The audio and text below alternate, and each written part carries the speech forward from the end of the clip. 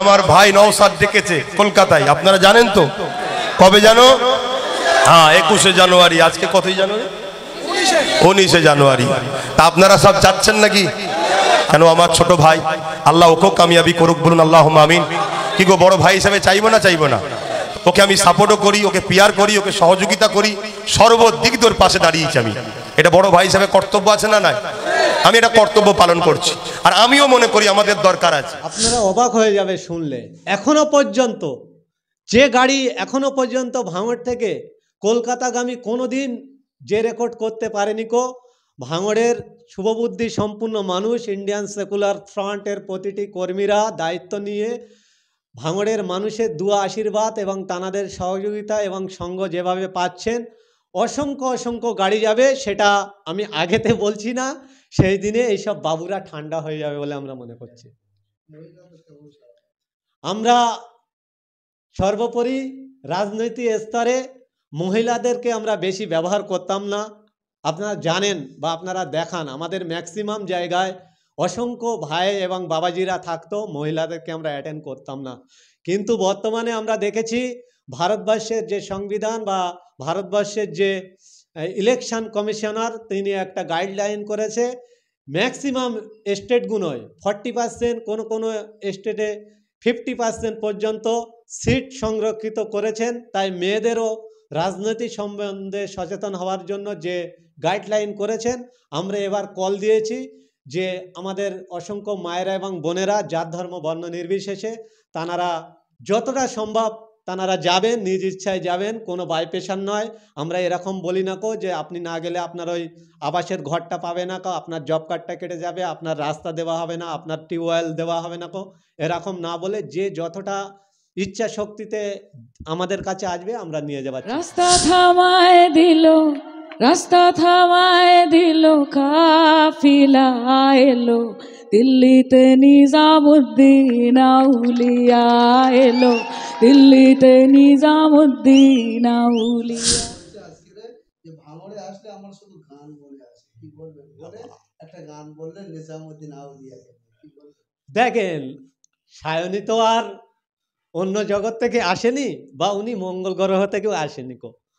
তিনি একটা সিনেমা জগৎ থেকে এসছেন, আর আমরা জানি সিনেমা জগতে উনি কাজ করতেন। একটা কথা আপনাদের মাধ্যমে ম্যাডামকে বলি, সায়নী ম্যাডাম একটা সিনেমা করেছিলেন, সিনেমাটার নাম হচ্ছে কানামাছি, যেটা পুরোটাই হচ্ছে রাজনৈতিক সিনেমা। সেই সিনেমায় উনি একজন সাংবাদিকের কাজ করছিলেন, অভিনয় করছিলেন, ওনার নাম ছিল পায়েল। ওই সিনেমায় ওনার নাম ছিল পায়েল। তো আমরা দেখেছিলাম যে একটা ফেক ভাবে কিভাবে মুখ্যমন্ত্রী হওয়া যায়, একটা ফেক বার্তা ছড়িয়ে কিভাবে মসনাদে বসা যায়, সেই সিনেমাটাই কিন্তু এই সায়নী ম্যাডাম চরিত্র রেখেছিল, অভিনয় করেছিল। এবং যে আবির ওই সিনেমায় মুখ্যমন্ত্রী হয়েছিলেন, আবিরের স্টেজের বোমটা ফেটেছিল যখন, ওই সিনেমার গল্প বলছি, এই সায়নী ম্যাডামের মোবাইল থেকে এসএমএসটা পাঠানো হয়েছিল। সেই সময় ওই সিনেমায় এই সায়নী ম্যাডামের নাম ছিল পায়েল। ম্যাডামকে জিজ্ঞাসা করবেন, ম্যাডাম তো হাড়ে হাড়ে বুঝতে পারবে আমার কথা। তো সেই সব জগৎ থেকে এনারা এসছেন রাজনৈতিক স্তরে। তাহলে মানুষকে কিভাবে বোকা বানানো যায়, মানুষের মাইন্ডটাকে কিভাবে নিজের কাছে আকৃষ্ট করে আনা যায়, তাই তানারা জানেন। তাই তানার রাজনৈতিক বা উন্নয়নের কথা মনে পড়ে না, তাই তানার হয়তো গানের কথা মনে পড়ে, অভিনয়ের কথা মনে পড়ে, অন্যান্য কথা মনে পড়ে। আমি ম্যাডামকে একটা কথা বলি, ওসব ছাড়ুন, স্টেট উন্নয়নে আসুন। যে প্রতিশ্রুতিগুলো দিয়ে ভাঙড় সহ যাদবপুরের মানুষের ভোট নিয়ে আপনি সংসদ হয়েছেন, যে প্রতিশ্রুতি দিয়ে আপনি সংসদ হয়েছিলেন, প্রতিটা প্রতিশ্রুতির কাজের ফুলফিল করার জন্য, দায়িত্ব নেওয়ার জন্য আমি অনুরোধ। আমাদের এই কর্মী সভা প্রমাণ করে এখানে কোন দল মত নির্বিশেষে শওকতদাই শেষ কথা বলে আগামী 26-এ শওকতদার নেতৃত্বে ভাঙড়ে লক্ষাধিক ভোটে জয়লাভ করবে, তার প্রমাণ আপনারা আজকে দিয়েছেন। হাজারে হাজারে কাতারে কাতারে মানুষ একটি কর্মী সভাকে সামনে রেখে, আমি এতদিন ধরে রাজনীতি করছি, জেলা জুড়ে রাজনীতি করেছি, শওকতদার সঙ্গে, কিন্তু এত বড় কর্মী সভা আমার জ্ঞানতম আমার রাজনৈতিক লাইফে আমি কখনো দেখিনি, যেটা ভাঙড়ের মাটিতে বাবারপুর অঞ্চলে হয়েছে। তাই আপনারা প্রমাণ দিচ্ছেন আজকের নওশাদকে। আয় নওশাদ দেখে যান তৃণমূল কংগ্রেসের ক্ষমতা, আয় নওশাদ দেখে যান শওকত মোল্লার ক্ষমতা, আয় নওশাদ দেখে যান তৃণমূল কংগ্রেসের ক্ষমতা। তাই আগামী দিনে আপনারাই জেতাবেন। ভাঙড়ের উন্নয়ন আপনাদের দ্বারাই হবে। শওকত মোল্লাকে সামনে রেখে 26-এ লড়াই হবে। এই অঙ্গীকার নিয়ে আমরা বাড়ি ফিরবো, এই কথা বলে আমি আমার বক্তব্য শেষ করলাম। জয় হিন্দ, বন্দে মাতরম।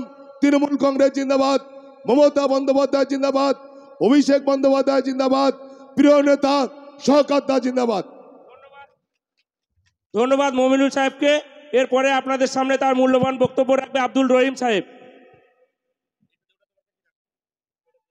সবার সঞ্চালক ভাতৃপতি মহসিন ভাই, আপনার আমার সকলের হৃদয়ের নেতা শ্রদ্ধেয় শওকত সাহেব, আমাদের এমপি শ্রদ্ধেয়া সাইনী ঘোষ, আমাদের ছোটবেলা থেকে দেখে আসছি আমাদের নেতা শক্তিদা, কৃষির কর্মদক্ষ বাহারুল, অল নেতৃত্ব। একটা কথাই বলবো, ভাঙড়ের রাজনীতিতে এসে একটা জিনিস উপলব্ধি করেছি, কোন সময় মৌচাক চাষ করলে মাছি আসে, সেই দক্ষ নেতা আমরা মনে হয় পেয়েছি। সর্ষে খেতে যে সময় সর্ষে তৈরি হয় সেই সময় যদি আমরা মৌচাকের চাষ করি, তাহলে মাছিগুলো ঠিক আছে আমাদের যে বাস্ক থাকে সেই বাস্কে সব আনতে পারি। ভালো দক্ষ সাংগঠনিক নেতা শ্রদ্ধেয় শওকত সাহেব, সেই জন্য আমরা সবাই মাছি। এই মন্ত্র হচ্ছে একটা বাক্স, আমরা সব মাছি ঠিক আছে। শওকত মোল্লার বাক্সের মধ্যে এসে সবাই কিন্তু জড়ো হয়েছি। এইরকম সাংগঠনিক নেতৃত্বকে আমি আমার ব্যক্তিগত নয় দলের পক্ষ থেকে তারিফ করি, ধন্যবাদ জানাই। আগামী দিন বুথ ভিত্তিক আঞ্চলিক স্তরে ব্লক স্তরের সাংগঠনিক নেতৃত্বকে সাজিয়ে তুলে 2026-এর মিশনকে লক্ষ্য রেখে ভাঙড় থেকে শওকত মোল্লার নেতৃত্বে এখানে বিধায়ক আমরা তৈরি করে তবেই আমরা ঠিক আছে আমাদের অক্লান্ত পরিশ্রম আমরা বন্ধ করব। জয় হিন্দ, বন্দে মাতরম। তৃণমূল কংগ্রেস জিন্দাবাদ, মমতা বন্দ্যোপাধ্যায় জিন্দাবাদ, অভিষেক বন্দ্যোপাধ্যায় জিন্দাবাদ, সকলের নেতা শ্রদ্ধেয় শওকত সাহেব জিন্দাবাদ।